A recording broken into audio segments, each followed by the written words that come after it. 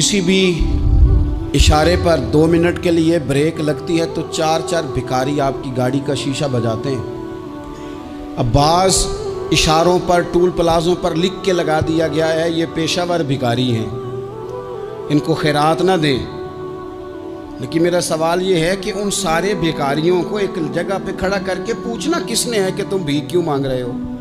उनके घरों तक उनके साथ किसने जाना है? कौन आदमी है जो जाके उनसे कहेगा कि जनाब तुम क्यों खैरात के लिए खड़े हो, तुम्हारी मजबूरी क्या है? क्या रियासत की, हुकूमत की, ताजर की, मालदार की, तगड़े आदमी की ये ड्यूटी नहीं? उन तक रसाई किसने हासिल करनी है? वो बेवा जो पिछले साल दरवाजे पे ज़कात लेने आई थी वो इस साल भी आई है। वो खातून जिसे पिछले साल आटे का थैला दिया था वो इस साल भी आई है। वो खातून जो पिछले साल 4 बच्चों को साथ लेकर के छोटों को आई थी वो आज भी उसी तरह कशकोले तलब दराज किए हुए है।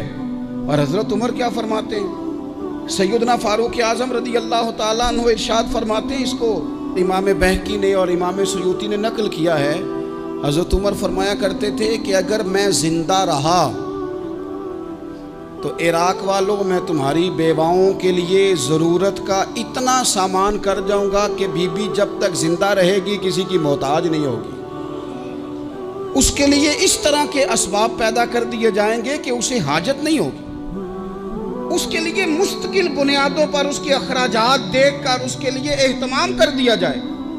उसे दोबारा कशकोले तलब दराज करने की ज़रूरत नहीं पड़ेगी। एक सहाबी थे हज़रत जनाब सैयदना खफाफ बिन ईमा गफ़ारी रदी अल्लाह ताला। इन्होंने बड़ा किरदार अदा किया था मैदान उहद में, इन्होंने और इनके साहिबजादे ने। तो इनकी बेटी एक दिन हज़रत उमर के पास आई।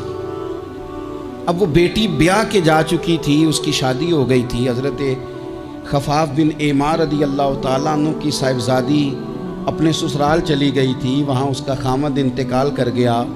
वो खातून वापस आ गई, वो हज़रत उमर से मिली, बेवा औरत।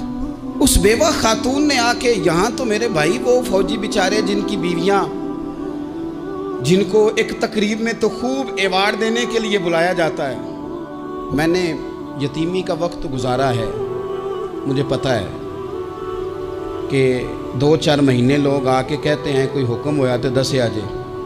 फिर जब 1 साल गुजर जाता है तो फिर लोग कहते हैं 4 भरा ने काम क्यों नहीं करते। तो ऐसे तो नहीं ना कि अब्बा ऐसे ही चला गया था, बड़ा कुछ दे के गया है, किधर है फलानी चीज़। लोगों का नज़रिया थोड़े अरसे के बाद और हो जाता है। आपने बड़े बड़े शुहदा के घरों में एवार्ड तो दिए, क्या कभी आपने पलट कर दोबारा गौर किया कि उनके बच्चे कहाँ हैं, उनकी बेवा किस हाल में है? वो ज़माने की तेज़ धूप और तेज़ आंधी का मुकाबला कैसे कर रहे हैं?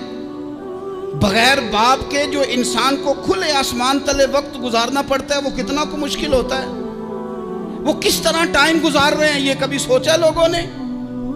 यहाँ तो निरंगी सियासत दौरान तो देखिए मंजिल उन्हें मिली है जो शरीके सफ़र न थे, जो निकले ही नहीं थे वो मंजिल तक पहुँच गए, और जिन्होंने जवानियाँ गुजार दी वो रास्ते में रह गए। हज़रत खफाफ बिन ईमा की साहिबजादी बेवा होके आ गई, बच्चे साथ थे। सरेरा जनाब उमर से मिली और मिल के कहने लगी, हुजूर मैं उस सहाबी की बेटी हूँ जिन्होंने ओहद वाले दिन अपने बेटे के साथ मिल के मुआसरा किया था। बच्चे मेरे यतीम हो गए हैं, मैं बेवा हूँ। हज़रत फारूक आज़म रज़ी अल्लाह ताला अन्हु ने फ़हरिस्त नहीं मांगी, ख़र्चे की डिटेल नहीं मांगी, तुम आना फलाने से मिलना, परसों 9 बजे आ जाना दफ्तर, ये कोई बात नहीं की। हज़रत उमर गौर से खड़े उस बेटी की बात सुनी। छम छम सैयदना फारूक की आंखों से आंसू गिरे, दौड़ के घर गए, एक ऊँट निकाला, वहाँ से माले गनीमत का माल के भर के 2 बोरियाँ, और बोरियों में क्या था?